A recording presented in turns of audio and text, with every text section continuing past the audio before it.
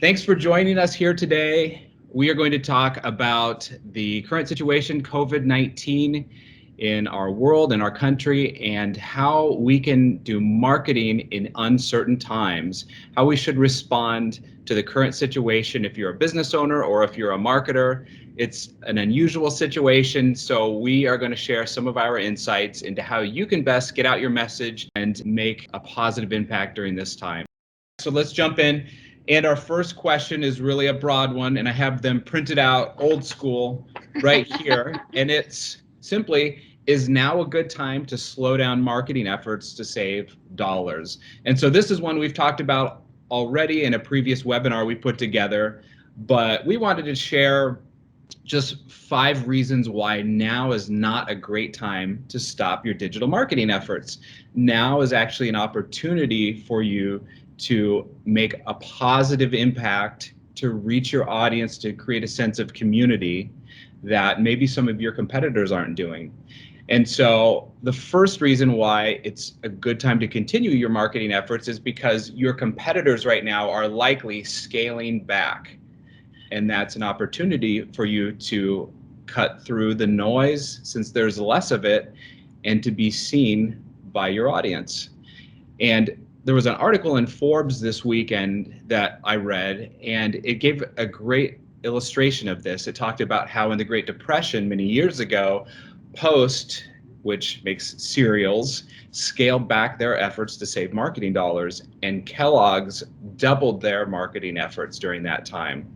And because of that, Kellogg's grabbed 28% of the market that they didn't previously have and pushed ahead of Post for decades and decades to come after that. And the second reason why continuing to market right now is important is just to project stability and positivity.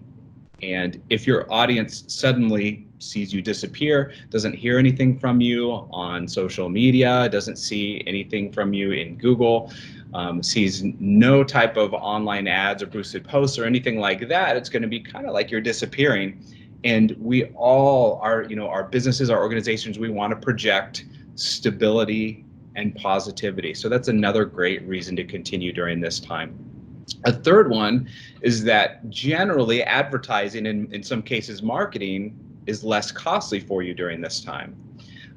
If you look at Google ad spends, they're way down right now. And in some cases, it might make sense for you to scale back your Google ads, for instance.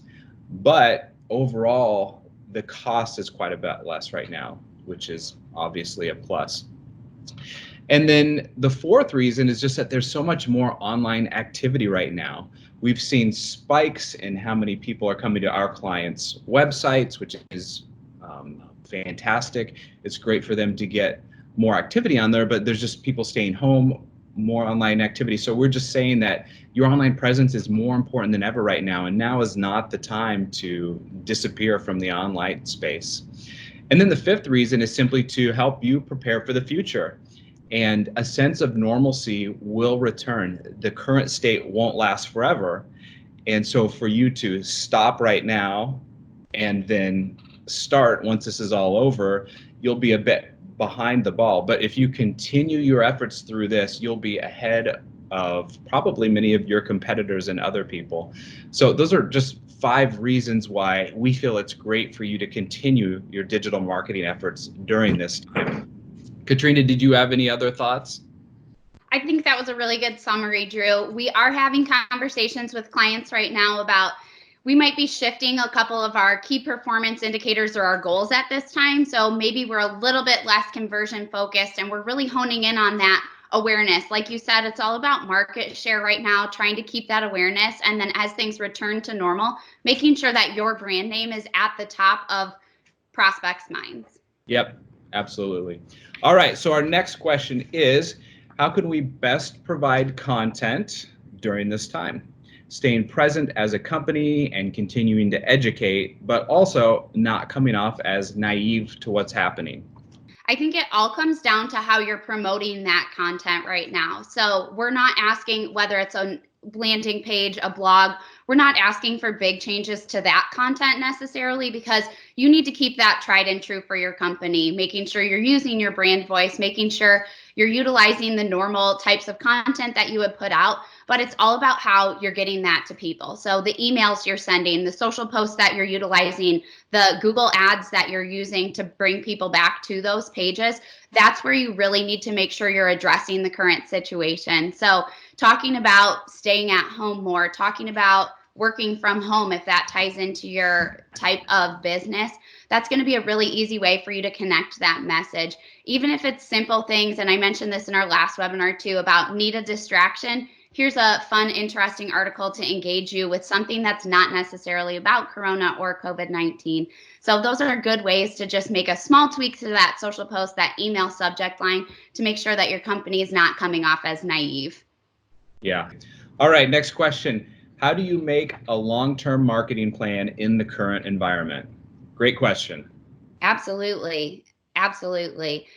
We need to start with some of the digital marketing foundations here. So taking the current environment and the current economic status off of the table, but thinking about what goals are going to make you successful. So just take a step back for a few minutes as you start this plan and think about, what does your business need from your digital performance? You probably do need conversions. You probably need extra awareness.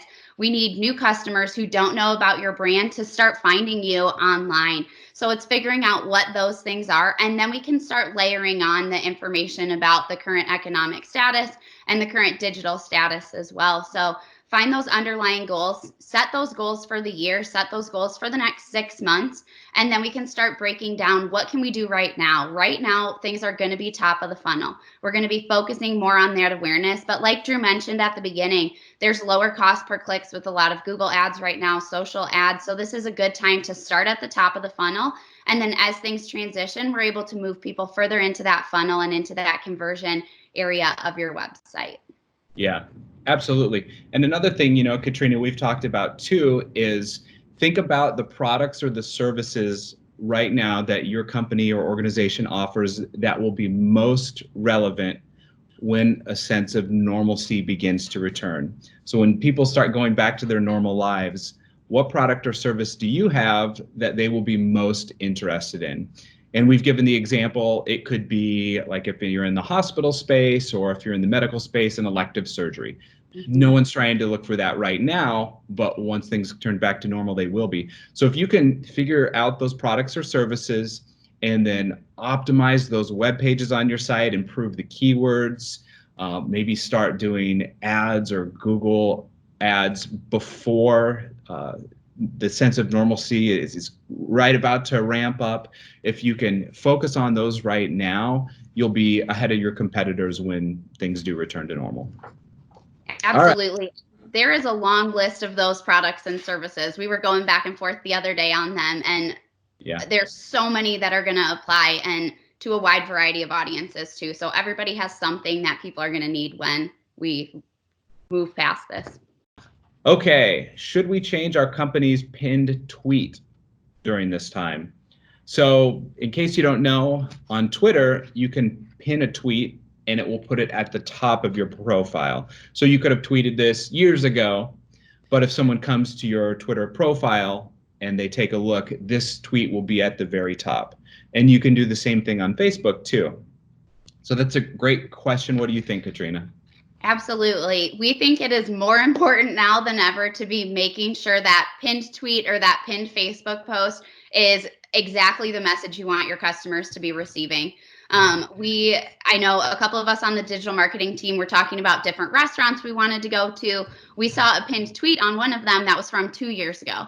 And I assumed they were not making any updates to their Twitter account because I saw that first. Yeah. And I am very familiar with profiles, pinned tweets, but we saw that timestamp 2 years ago, and that just to us, we completely wrote them off. But luckily somebody kept scrolling, found the actual sales that we were talking about for now.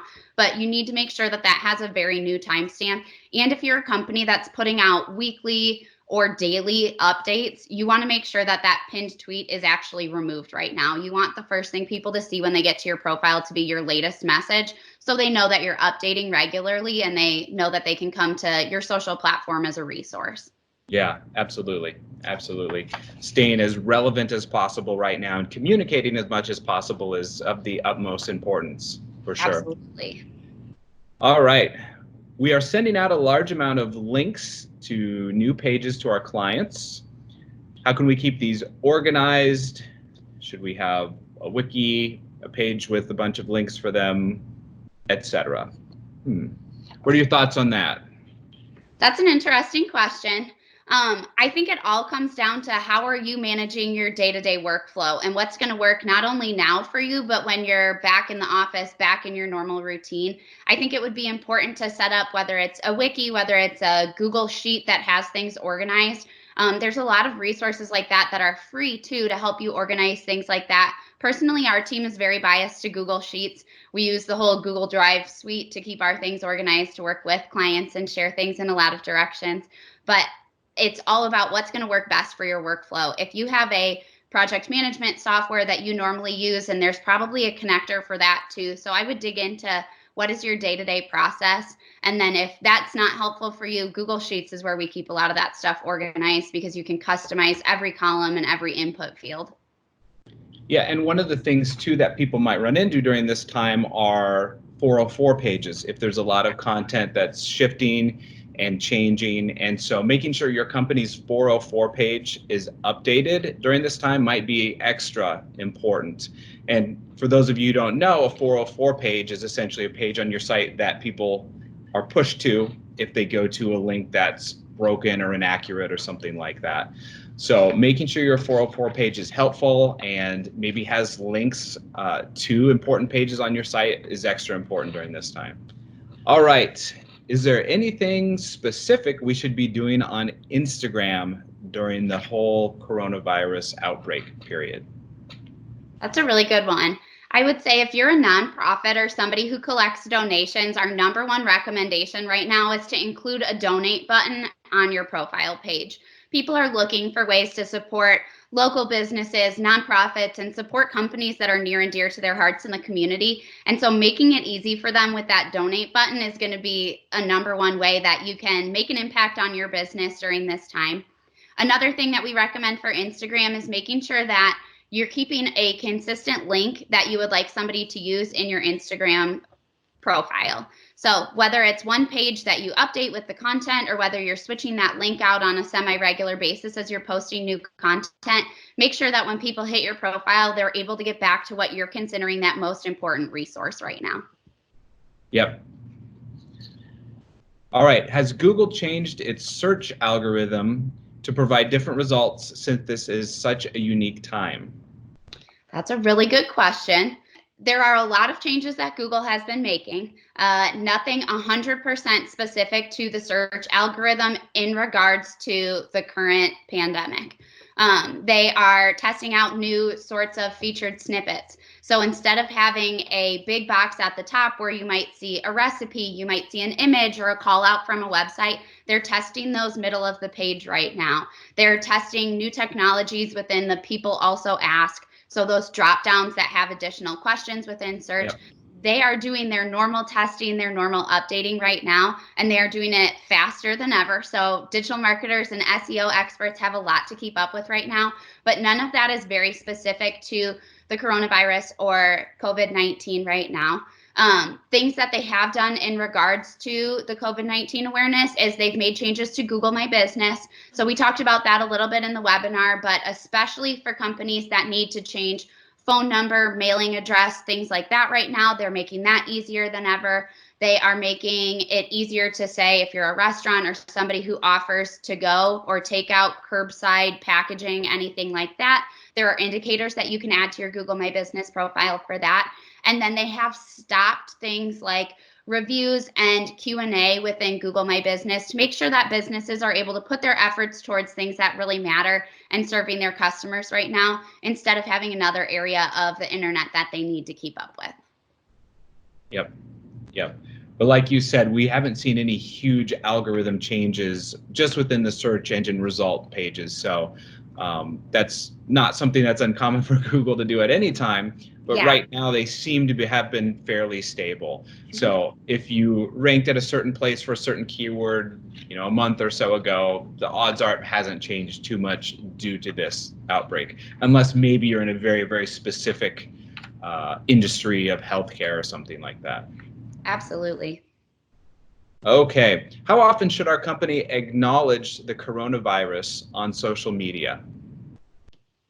That's a good question, and it's going to be different for every industry, unfortunately. If you are a service based industry, let's say you're making house calls, whether that's for plumbing, heating, pest control, anything like that, you need to be making those updates regularly. Especially paying attention to what's happening in your state. So if you're in Iowa, as Governor Reynolds is making announcements that might impact your business, it's important to be updating your customers on social media with how you're handling that and how your company is reacting to that. Right now, we're recommending probably once a week, depending on the volume of other social posts you have. If you are posting less frequently, just making sure that that's one of the top 1 or 2 most recent posts on your page. And then if anything changes, making sure you have a new post about how that's impacting you and how your company is reacting. And not only how you're handling this for the customer, but how are you handling it for the employees? We have seen some of the best posts come out of this, not only talking about what I can expect as a customer, but how a company is impacting their employees, because that spreads that goodwill. People want to work with a business that they know the employees are being taken care of and that they're being supported in the ways that they need. So that's really important right now, too. Absolutely. And for you to put a social media post out there that says buy our product, that could be really negative at this time, depending on what your product or service is. But putting a post out there, like you said, Katrina, that talks about your team, how much you appreciate them, maybe what you're doing for your team during this time, much more effective for your audience and much more well received during this time.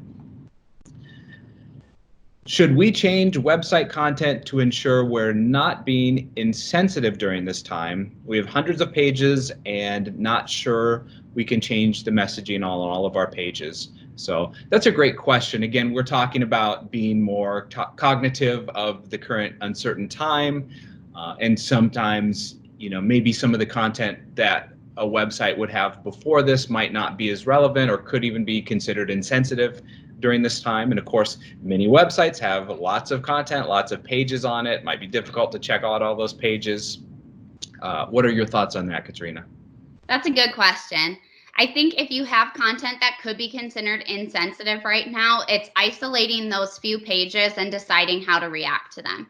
Whether it's adding a new paragraph at the beginning of those specific pages, acknowledging how this might be impacted right now, potentially pausing a page and putting a 302, so that is a temporary redirect on them. If you absolutely think that page needs to come down for now, it's important to not just break it. You still want Google to know that that resource would be coming back. But for the most part, we're seeing clients, as long as you're putting that in the vehicle that's the user's getting back to the website, so that email, that social post, that's a good start. Or if you want to make sure that when somebody hits your website, they're seeing something about it, some sort of banner or pop-up. There's a lot of options like that right now. We know, especially if you're in healthcare or something that is dramatically impacted by this, a pop-up would be a very good idea. So everybody, when they come to your website, they're seeing that as the first message, and then they're able to navigate within to everything else. Yep. And another thing you could do too, if there is maybe a phrase, or if you want to ensure that a certain word or something like that is not is adjusted on the pages on your website, what you can do is go to Google and type in site, so SITE : and then www. your URL and search. Google will display all the pages on your website that have that phrase or that word. And if you need to, you could actually go into your content management system and literally change each and every one of the instances of that word or that phrase, at least for the time being. But like Katrina said, in most cases for websites, it probably makes more sense to have a drop-down banner or a pop-up or something that addresses content on your site that might not be relevant during this time.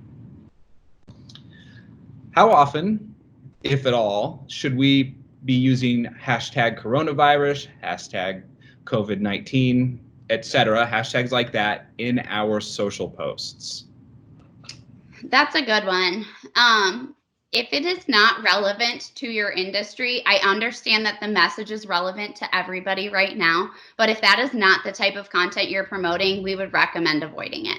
While there's a lot of eyes on that right now, while people are using that on a regular basis, especially within personal social media right now, too, we do not believe that that's a good way to get extra eyes. There are so many other hashtags that are relevant right now that are less controversial, that could cause less damage to your brand, including work from home hashtags, including support local businesses. If you are a small to medium sized business, using anything like that, each city and big metro has different hashtags they're using right now. I know Des Moines, for example, has DSM Strong, support DSM Local, the DSM Local Challenge. Like we have at least 5 in Des Moines alone. And I know bigger cities and other metros have those as well. So we recommend using hashtags like those instead. And those can be worked into your content, assuming it makes sense. So getting a few of those, especially on Instagram where you can use more hashtags, that's definitely recommended. But unless you are in healthcare or something very, very hyper relevant like that, we do not actually recommend using something like hashtag COVID-19 or hashtag coronavirus. Yep. And then taking a step back from that, one of the questions that we often get just even during normal times is on what social media platforms should I use hashtags? And like Katrina said, Instagram is probably the one where hashtags are the most relevant and effective. Hashtags are very common on Instagram. On Twitter, they can be good as well. And I'm actually not a huge believer of hashtags on Twitter. I think they're really good for certain events and certain instances, so they can be good during this time. But just filling your tweets with hashtags is not always a good idea. And then on LinkedIn and Facebook, we don't see them quite as effective. So you shouldn't always be filling your posts full of hashtags. Having them nice and clean is usually a good thing. But again, Instagram is where they're the most relevant. Absolutely. Okay. Should we stop all our Google search ads during the coronavirus? So there's various types of Google ads, but I think this one was referring to the Google ads that you actually see when you type something into Google, and they usually appear towards the top. And right next to it, you can see it says ad.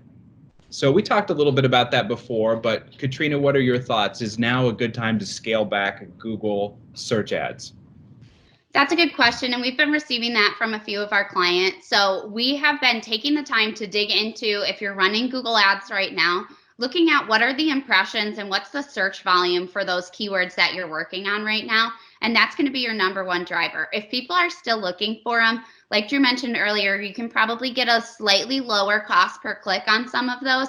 And as long as the volume's there and your metrics are not decreasing, we recommend continuing to run those ads.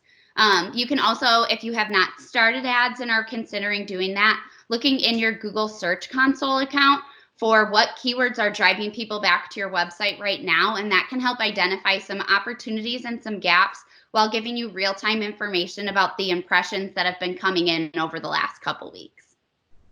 That's a great point. And that illustrates one of the great things about digital that we love so much is the ability to instantly monitor and optimize your efforts, whether it's social media, whether it's your website, whether it's online ads. And when anything like this happens, when we're in an uncertain time, it's just our reaction to pull back and to stop efforts in many cases. And sometimes maybe that is the right thing to do. But when it comes to your ads, when it comes to your digital efforts, one of the things you can do, like Katrina said, is just take a look at the analytics and see what's working and what's not. So it's possible that some of your Google ads right now might be doing even better than they were before. So to just stop them would probably be a mistake. First, go into your account and look and see what's the click-through rate, how many people are coming to your website, what are the impressions, see how effective they are. And if you do see them starting to become less and less effective, maybe it would be good to pause them for now. But always look at the analytics first. Be data-driven instead of just reactionary. We are a nonprofit that focuses on people overseas. How should a nonprofit's messaging differ from a typical business during the outbreak? That's a good question. A lot of the best practices still apply. So making sure that you're staying true to your brand voice right now still applies whether you're a nonprofit or not. Making sure that you're ensuring your customers, whether they're local or overseas, feel listened to and acknowledged by what's currently going on is another big one. But specifically nonprofits dealing with international customers, that's I think where you need to be considering exactly what regions are you focusing on. If you are focusing on a region that has potentially limited access to technology right now, then we're going to need to make adjustments to those verbiage, maybe make adjustments on how much money is going into some of those posts right now. But if you're, a lot of other countries are in a similar spot where they're spending more time at home, or they were recently spending more time at home. They're still focused on technology. They're still focused on using the internet, mobile phones, all of that. So we're seeing those traffic trends that Drew talked about at the beginning across the world right now. So you do have a fairly captive audience, assuming that nothing's changed within their technology infrastructure right now. Yes, absolutely. All right, we got one more. I know empathy and positivity are important for our team to show during this time. Do you have guidelines for what we can do to show we care for our team and for our community? There are a ton of ways that you can showcase that, and some of them are going to be a little bit more off the cuff, not necessarily something you can plan. So I would say, as you're talking about how you're supporting your team members right now, take a look at what's going on. If you are having a video call and a bunch of people, we had a call the other day and 3 people showed up with different helmets on for our beginning of the morning video call. And we all laughed about it. We had a good time. So just taking a screenshot of things like that and showcasing via a quick, maybe it's an Instagram story or a quick tweet that your team's still smiling together, you're still laughing together. Things like that are going to go a long way right now to showcase your culture and how you're taking that while you're all working from home, most likely. Other ways that you can do that are releasing your policies. So if you are a business where you're still working with people, or your customers are still interacting with your employees, showcasing what measures you're taking. Are you changing your business hours to make sure that everybody has enough time to clean, whether it's their trucks, whether it's their checkout lanes, whatever that looks like? Showcasing what you're doing to make sure they have those measures in place. If it's giving everybody an extra bottle of hand sanitizer in their car to make sure that as they're interacting with different households, they're being protected. Little things like that are really going to go a long way to showcase that. If you're doing anything to give back to the community, this is a good time to highlight that. So whether it's organizing a food drive, or it's just making sure that your team is supporting other local businesses right now, using the DSM challenge hashtags and the support local hashtags are going to be another way that you can showcase that your business is doing that without being too cheesy and too promotional. Yeah. And another thing too, I mean, it's really fantastic at this time to use your social media or to use a blog article to highlight how much you appreciate your team. But I'm a big believer that your team comes first, and it's hard for your clients and your customers to truly love your organization before your team members do. So focus on them, not publicly as well. I mean, make sure they feel appreciated and supported. Check in with them, see how they're doing. Just internally, that communication to them to show appreciation is so incredibly important. And when you do that, perhaps organically, they will highlight how wonderful their employer is and highlight how much they appreciate you and some of the great things that you're doing as well. And that shouldn't be your main goal in getting them to do that, but promoting and encouraging your team internally and not publicly is even more important than doing so publicly in many cases. Very important. Absolutely. Actions speak louder than words, and it's going to translate itself to social media if it's being impactful within your organization. Yep. All right. Hey, thank you for joining us today. We appreciate the opportunity to answer some of your questions, and we will do more of these videos, so stay tuned. If we can ever be of service to you, don't hesitate to reach out to us if we can help answer your questions, if we can help you with your website, your search engine optimization, social media, digital marketing. We have a full team of people who do that each and every day, and you can reach us at bluecompass.com. You can email us at info@bluecompass.com at any time, and we would love to hear from you. Thanks for your time. Bye. Thanks.